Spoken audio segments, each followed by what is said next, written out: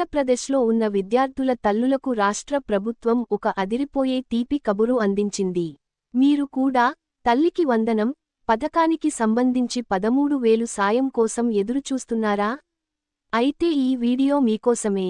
గతంలో సాంకేతిక లోపాల వల్ల డబ్బులు రాని వారికి, అలాగే ఈ ఏడాది కొత్తగా 1వ తరగతి లేదా ఇంటర్ ఫస్టియర్లో చేరిన వారికి విద్యాశాఖ సరికొత్త షెడ్యూల్ను ఖరారు చేసింది. అసలు డబ్బులు ఎప్పుడు పడతాయి? ఈ కేవైసీ చేసుకోవడానికి ఆఖరు తేదీ ఏంటి? ఈ చిన్న తప్పు చేసినా డబ్బులు ఆగిపోతాయి అనే పూర్తి వివరాలు ఈ వీడియోలో స్టెప్ బై స్టెప్ తెలుసుకుందాం. వీడియోను ఎక్కడా స్కిప్ చేయకుండా చివరి వరకు చూడండి. ఛానెల్ని మొదటిసారి చూస్తుంటే వెంటనే సబ్స్క్రైబ్ చేసుకోండి. ఈ పథకం కింద అర్హులైన ప్రతి విద్యార్థి తల్లి ఖాతాలో ప్రభుత్వం నేరుగా 13,000 రూపాయలు ఆర్థిక సాయాన్ని డీబీటీ ద్వారా జమ చేయనుంది.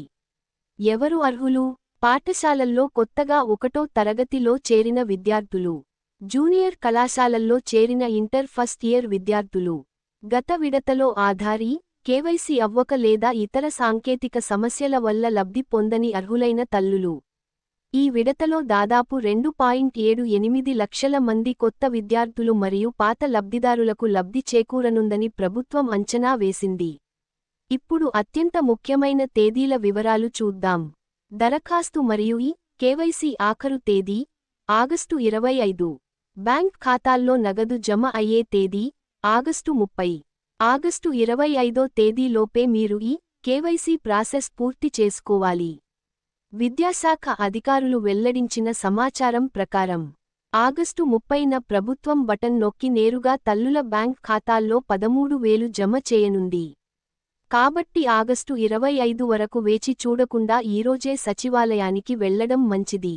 సచివాలయానికి వెళ్లే ముందు మీరు వెంట తీసుకెళ్లాల్సిన తప్పనిసరి పత్రాలు: విద్యార్థి ఆధార్ కార్డ్ జిరాక్స్, తల్లి ఆధార్ కార్డ్ జిరాక్స్, బియ్యం కార్డు, రైస్ కార్డు వివరాలు, తల్లి బ్యాంక్ ఖాతా పాస్బుక్ మొదటి పేజీ జిరాక్స్, విద్యార్థి తాజా passport size photo, school, college admission రసీదు లేదా స్టడీ సర్టిఫికెట్.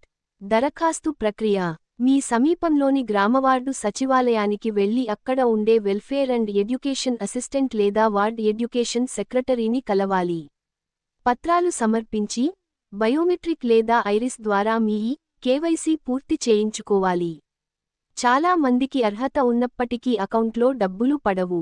దానికి ప్రధానంగా 3 కారణాలు ఉంటాయి.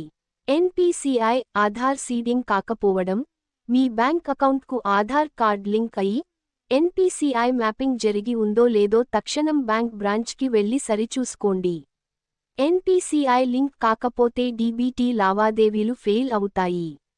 మీ బ్యాంక్ ఖాతా వాడకంలో లేకపోతే అందులో డిపాజిట్ కావు. వెంటనే చిన్న ట్రాన్సాక్షన్ చేసి అకౌంట్ యాక్టివేట్ చేయండి. ఆధార్ రికార్డుల్లో, స్కూల్, కాలేజ్ డేటాలో పేర్లు సరిగ్గా సరిపోలకపోతే సమస్య రావచ్చు. ఏవైనా సమస్యలు ఉంటే ఆగస్టు 25 లోపు సచివాలయంలో గ్రీవెన్స్ నమోదు చేయండి. ఆగస్టు 25 ఆఖరు తేదీ కాబట్టి చివరి నిమిషంలో సర్వర్ సమస్యలు రాకుండా వెంటనే మీ గ్రామవార్డు సచివాలయాన్ని సంప్రదించి కేవైసీ పూర్తి చేసుకోండి. ఈ వీడియో మీకు ఉపయోగకరంగా అనిపిస్తే తప్పకుండా లైక్ చేయండి. అలాగే మీ బంధువులు, స్నేహితులు మరియు వాట్సాప్ గ్రూపుల్లోని తల్లులందరికీ ఈ ఉపయోగకరమైన సమాచారాన్ని షేర్ చేయండి. ఇలాంటి మరిన్ని ప్రభుత్వ పథకాలు మరియు ఎడ్యుకేషన్ అప్డేట్స్ కోసం మన ఛానెల్ని ఇప్పుడే సబ్స్క్రైబ్ చేయండి.